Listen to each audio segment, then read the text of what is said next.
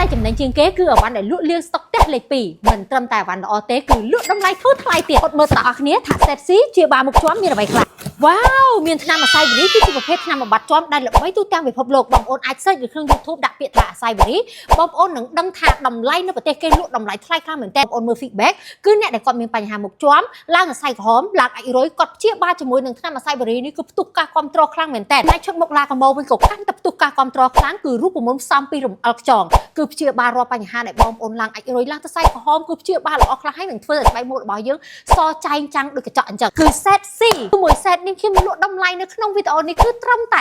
$30តែប៉ុណ្ណោះឥឡូវខ្ញុំបង្ហាញ Set B វិញម្ដងវ៉ាវ Set B គឺមានសម្លេងជូតមុខឡាកម៉ូទុកការគ្រប់គ្រងតាំងពីថ្ងៃដំបូងរហូតមកដល់ថ្ងៃនេះគឺរយៈពេល4ឆ្នាំគឺព្យាបាលអ្នកដែលគាត់មានបញ្ហាមុនខ្ទុះប៉ុន្តែសម្លេងជូតមុខឡាកម៉ូខ្ញុំគឺមើលតែ feedback អ្នកដែលគាត់ប្រើប្រាស់គឺព្យាបាលល្អខ្លាំងមែនតើ Set B នេះគឺខ្ញុំលក់តម្លៃត្រឹមតែ$25តែប៉ុន្តែខ្ញុំចូលដល់ Set A វិញម្ដង Set នេះខ្ញុំលក់ពីមុខតម្លៃថ្លៃខ្លាំងមែនតើក៏ប៉ុន្តែនៅក្នុងវីដេអូមួយនេះតម្លាក់លេខទូរស័ព្ទនិងទីតាំងតម្លៃត្រឹមតែ$25តែប៉ុណ្ណោះបងប្អូនចង់បាន promotion ពិសេសតម្លៃពិសេសអាចឆាតចូល page នេះបាន